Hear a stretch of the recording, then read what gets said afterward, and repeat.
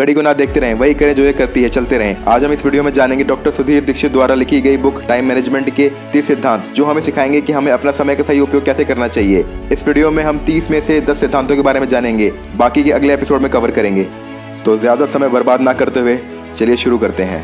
समय के सर्वश्रेष्ठ उपयोग का पहला सिद्धांत, समय की लॉगबुक रखें। जिस तरह आप पैसों का बजट बनाते हैं, उसी तरह समय का भी बजट बनाएं।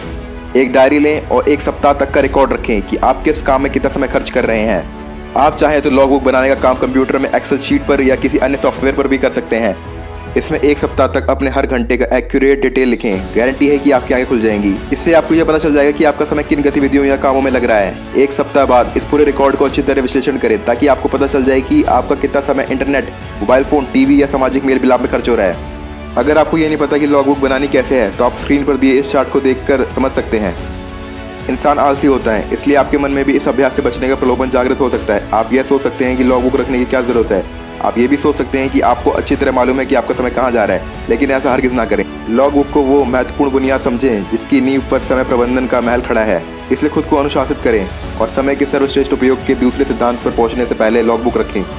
जो लोग अपने समय का सबसे बुरा उपयोग करते हैं, वही सबसे पहले इसकी कमी का ओनर होते हैं। देखिए, अगर लॉगबुक रखने से पहले कोई आपसे पूछता है कि आप कितना समय बर्बाद करते हैं, तो आप तैश में आकर जवाब देते हैं, मैं तो जरा भी समय बर्बाद नहीं करता। ये इंसान का स्वभाव होता है।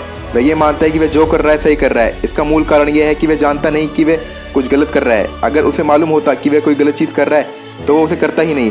समय प्रबंधन के संदर्भ में दरअसल दोष आपका नहीं है। वास्तव में आपको तो यह एहसास ही नहीं है कि आप कितने समय अनावश्यक रूप से खर्च कर रहे हैं और कहाँ कर रहे हैं। ये एहसास तो लॉगबुक रखने के बाद होता है। इसलिए समय का सर्वश्रेष्ठ उपयोग करने के लिए लॉगबुक जरूर रखें। समय के सर्वश्रेष्ठ उपयोग का दूसरा सिद्धांत, आर्थिक लक्ष्य बनाएं। अगर आपका कोई लक्ष्य नहीं है, तो आपकी सफलता संदिग्ध है। अगर आप यही नहीं जानते कि आपको कहाँ पहुंचना है, तो आप कहीं नहीं पहुंच सकते। जैसे किसी यात्रा पर जाने से पहले आपको यह पता होना चाहिए कि आपको कहाँ जाना है, उसी तरह आपको यह भी पता होना चाहिए कि आर्थिक क्षेत्र में आप कहाँ पहुंचना चाहते हैं। यदि आपको कोई मंजिल ही नहीं है, तो यह जानने के लक्ष्य के बिना काम नहीं चलेगा। लक्ष्य दो तरह के होते हैं, सामान्य लक्ष्य और निश्चित लक्ष्य। सामान्य लक्ष्य इस प्रकार के होते हैं कि मैं और ज्यादा मेहनत करूंगा, मैं अपनी कार्य कुशलता बढ़ाऊंगा, मैं अपनी योग्यता में वृद्धि करूंगा। निश्चित लक्ष्य वे होते हैं जिन्हें नापा या जांचा जा सकता है। लक्ष्य जितना स्पष्ट होता है, आपके सफल होने की संभावना उतनी ही ज्यादा होती है। एक सेल्समैन की पत्नी अस्पताल में लंबे समय तक भर्ती रही। हैरानी की बात यह थी कि उस साल सेल्समैन ने अपने सामान्य औसत से लगभग दुगना सामान बेचा। जब उससे उसकी सफलता का कारण पूछा गया, तो उसने कहा कि अस्पताल का बिल उसके सामने रख दिया गया था। वह सटीकता से जानता था कि बिल चुकाने के लिए उसे कितना सामान बेचना होगा। इस उदाहरण से यह स्पष्ट हो जाता है कि अगर कोई मनुष्य ठान ले, तो वह अपने आर्थिक लक्ष्य हासिल कर सकता है, बशर्ते उसके सामने लक्ष्य स्पष्ट हो। अमीर बनने का मतलब है पैसा होना, बेहद अमीर बनने का मतलब होता है समय होना। आर्थिक लक्ष्य कैसे बनाएं? आर्थिक लक्ष्य बनाना बहुत ही आसान है। उदाहरण के लिए, अगर कोई दुकानदार हर महीने 10,000 रुपये कमाना चाहता है और उसे एक प्रोडक्ट बेचने पर 50 रुपये का लाभ होता है, तो गणित आसान है। उसे हर महीने 200 प्रोडक्ट बेचने हैं। यदि वे महीने 25 दिन काम करते हैं, तो उसे हर दिन 8 प्रोडक्ट बेचने हैं। डेविड जॉर्डन कहते हैं, संसार हर उस व्यक्ति को जंगें देने के लिए एक तरफ हट जाता है जो जानता है कि उसे कहाँ जाना है।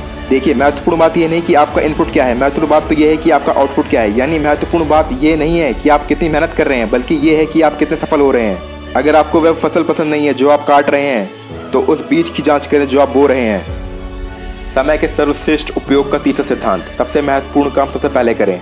बाल्थेसर ग्रेशियन कहते हैं, मूर्ख व्यक्ति जो काम अंत में करता है, बुद्धिमान व्यक्ति उस काम को तत्काल कर देता है। दोनों एक ही काम करते हैं, फर्क से समय का होता है। अक्सर हमारी दिनचर्या इस तरह की होती है कि हमारे सामने जो काम आता है उसे करने लग जाते हैं। इस वजह से हमारा सारा काम छोटे छोटे कामों को निपटाने में ही चला जाता है। हमारे महत्वपूर्ण काम सिर्फ इसलिए नहीं हो पाते क्योंकि हम महत्वहीन कामों में लगे रहते हैं। इसलिए समय का सर्वश्रेष्ठ उपयोग का तीसरा सिद्धांत है, सबसे महत्वपूर्ण काम सबसे पहले करें।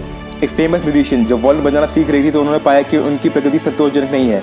कारण खोजने पर उन्हें पता चला कि संगीत का अभ्यास करने से पहले घर साफ करने, सामान व्यवस्थित करने, खाना पकाने आदि कार्यों में उनका बहुत समय लग जाता है। इसलिए उन्हें वॉल्यूम के लिए अभ्यास करने का समय नहीं मिल पाता।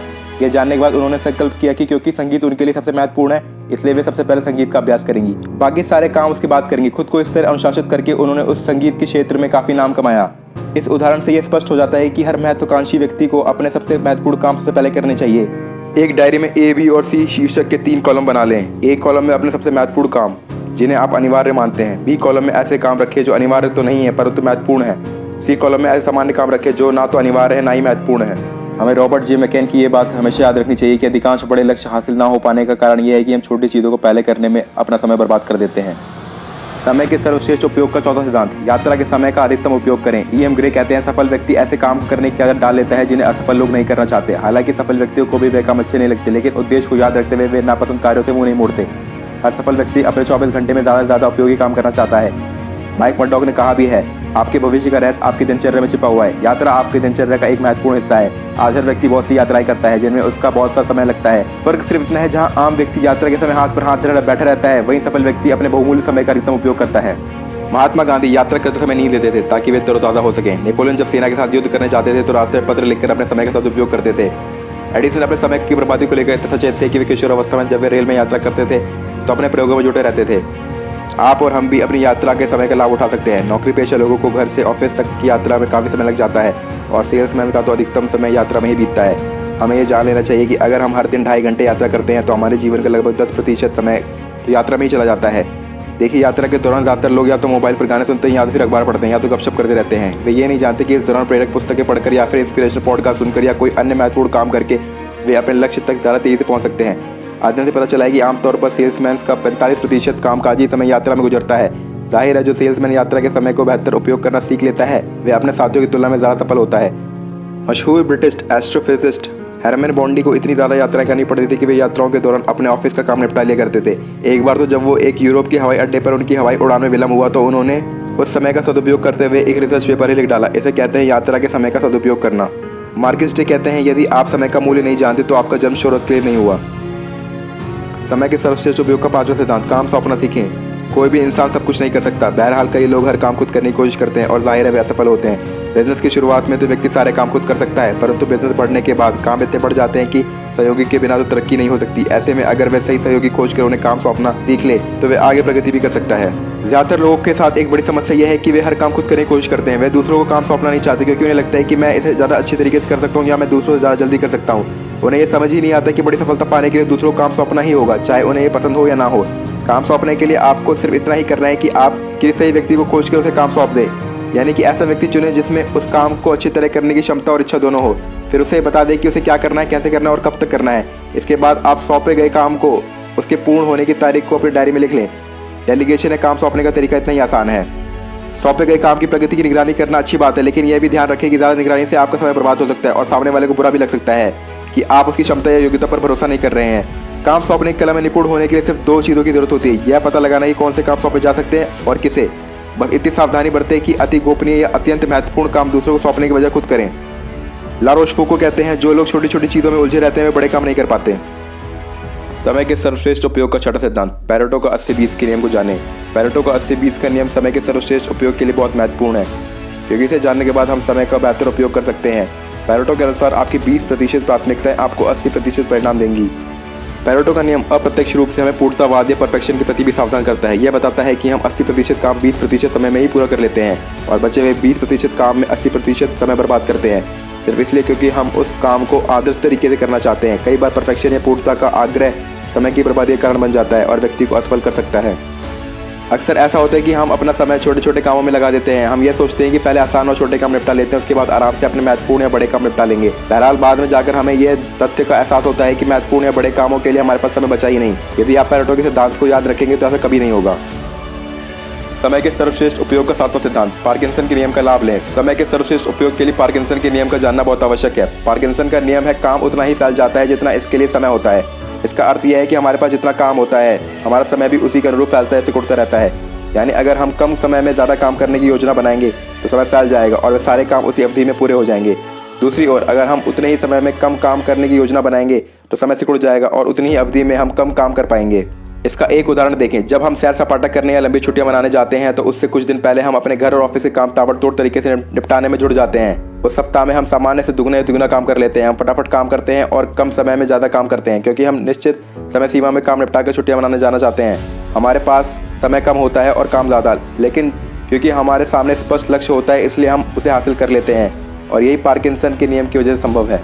काम की प्रगति से भी समय के फैलने सिकुड़ने का संबंध होता है। जब किसी काम में हमारी रुचि होती है तो वह काम जल्दी हो जाता है। दूसरी ओर जब किसी काम में हमारी रुचि नहीं होती तो वह देर से होता है। इसलिए यह कहा जाता है कि वह व्यक्ति सौभाग्यशाली है जो अपने काम से प्रेम करता है, क्योंकि वह कम समय में ज़्यादा काम कर सकता है, ज़्यादा अच्छी तरह काम कर सकता है और इसी वजह से ज़्यादा सफल भी हो सकता है। समय के सर्वश्रेष्ठ उपयोग का 8वां सिद्धांत, अपने प्राइम टाइम में काम करें। टेलीविजन पर प्राइम टाइम में यानी रात 8 बजे से 10 बजे तक विज्ञापन की कीमत सबसे ज़्यादा होती है। विज्ञापन उतना ही समय का रहता है परंतु इसकी कीमत बढ़ जाती है। कीमत बढ़ने का कारण सिर्फ यह होता है कि वह विज्ञापन प्राइम टाइम में प्रसारित किया जाता है जिसमें इसे ज़्यादा दर्शकों द्वारा देखा जाता है। दिन के किसी खास समय में आपकी ऊर्जा, विचार शक्ति, उत्साह और कार्य क्षमता बाकी समय की तुलना में अधिक होती है। यही आपका प्राइम टाइम है। परंतु ध्यान रहे, हर व्यक्ति का प्राइम टाइम अलग अलग होता है। कई लोगों के लिए रात का समय प्राइम टाइम होता है तो कईयों के लिए दोपहर का।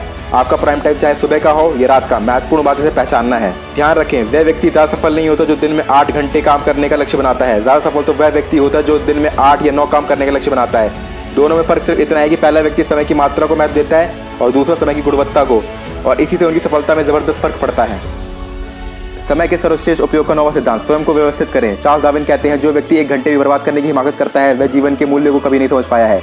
अव्यवस्थित जीवन हमारे सामने कई मुश्किलें खड़ी कर देता है। इनमें से एक मुश्किल यह है कि हमारा समय ना चाहते हुए भी अनावश्यक रूप से बर्बाद होता है, और दुखद बात यह है कि इसके लिए हम खुद जिम्मेदार हैं। अव्यवस्था का सबसे आम उदाहरण यह है किसी कागज या फाइल का ना मिलना। अनुमान यह है कि ऑफिस में काम करने वाले लोग किसी कागज या फाइल को खोजने में हर दिन लगभग 30 मिनट का समय बर्बाद करते हैं। आलस या जल्दबाजी के कारण हम किसी भी चीज़ को सही जगह पर नहीं रखते और फिर उसे खोजने में ऑफिस या घर को अस्त व्यस्त कर देते हैं। अंत में हमें वह चीज़ ऐसी जगह पर मिलती है जहां उसे रखा नहीं जाना चाहिए था। अव्यवस्था का एक और रूप है बीमारी। असंतुलित भोजन, अनियमित नींद, चिंता, तनाव और हानिकारक आदतों की वजह से अक्सर हम खुद ही बीमारी को आमंत्रित करते हैं। समय का सर्वश्रेष्ठ उपयोग करने के लिए हमें व्यवस्थित जीवन जीना चाहिए ताकि बीमारी हमसे दूर रहे। हमें ये याद रखना चाहिए कि बीमारी की वजह से हमारे कई दिन बर्बाद हो सकते हैं, क्योंकि इस दौरान हम कोई रचनात्मक या चुनौतीपूर्ण कार्य करने की स्थिति में नहीं होते हैं। अव्यवस्था का एक और आम उदाहरण है बिना अपॉइंटमेंट लिए किसी से मिलने चले जाना। यदि आपने अपॉइंटमेंट नहीं लिया है तो हो सकता है कि आपको मिलने के लिए अनावश्यक इंतजार करना पड़े और आपका समय बर्बाद हो। यह भी हो सकता है कि सामने वाला आपसे मिले ही नहीं और आपका आने जाने का पूरा समय बर्बाद हो जाए। ये ध्यान रखें कि अगर आपकी दिनचर्या व्यवस्थित है तो आपका जीवन भी व्यवस्थित होगा, और आपका जीवन व्यवस्थित होगा तो आप सहजता से समय का सर्वश्रेष्ठ उपयोग कर पाएंगे। रैल्फ वॉल्डो कहते हैं, हर समय की तरह यह समय भी बहुत अच्छा है, बशर्ते हम जानते हो कि इसका क्या करें। समय के सर्वश्रेष्ठ उपयोग का 10वां सिद्धांत, टाइम टेबल बनाएं। विलियम पेन कहते हैं, हमारे पास समय की सबसे ज़्यादा कमी होती है परंतु इसी का हम सबसे ज़्यादा दुरुपयोग करते हैं। जिस तरह पैसे की बर्बादी को रोकने के लिए बजट जरूरी है, उसी तरह समय की बर्बादी को रोकने के लिए टाइम टेबल बनाना जरूरी है। आपका टाइम टेबल 2 तरीके का हो सकता है, पूर्ण टाइम टेबल और संक्षिप्त टाइम टेबल। पूर्ण टाइम टेबल में आप पूरे 24 घंटे की योजना बनाते हैं, जबकि संक्षिप्त टाइम टेबल में आप सिर्फ सीमित समय की योजना बनाते हैं। आइए पूर्ण टाइम टेबल का उदाहरण स्क्रीन पर देखें। संक्षिप्त टाइम टेबल। संक्षिप्त टाइम टेबल में आप पूरे दिन की योजना नहीं बनाते हैं, सिर्फ अपने कामकाज या बिजनेस के घंटों की योजना बनाते हैं। मान लें आप हर दिन 8 घंटे काम करते हैं। इस स्थिति में आप खुद से कहते हैं, मैं सुबह 9 बजे से दोपहर के 1 बजे तक और दोपहर 2 बजे से शाम के 6 बजे तक काम करूंगा। आपका टाइम टेबल में बाकी कामों की कोई योजना नहीं होती, इसमें सिर्फ आपके काम के समय की योजना होती है। यदि किसी दिन या किसी सप्ताह आपके पास जरूरत से ज़्यादा काम होता है तो उसे पूरा करने के लिए आप अपने टाइम टेबल में 1-2 घंटे का समय बढ़ा लेते हैं। संक्षिप्त टाइम टेबल बनाना और उसका पालन करना आसान है तथा शुरुआत में अच्छा है। यह व्यावसायिक लक्ष्य हासिल करने के लिए बेहतरीन तरीका है। बहरहाल इस बात का ध्यान रखें कि संक्षिप्त टाइम टेबल आपको सिर्फ एक दिशा में सफलता दिलाता है, जबकि पूर्ण टाइम टेबल जीवन के हर क्षेत्र में सफलता दिलाएगा, क्योंकि वह संतुलित और संपूर्ण होता है। टॉम ग्रीनिंग कहते हैं, सारा समय प्रबंधन योजना से शुरू होता है। बाकी के सिद्धांत हम अपनी अगली वीडियो में कवर करेंगे। अगर वीडियो पसंद आई हो तो लाइक, शेयर, सब्सक्राइब जरूर करें। Thank you.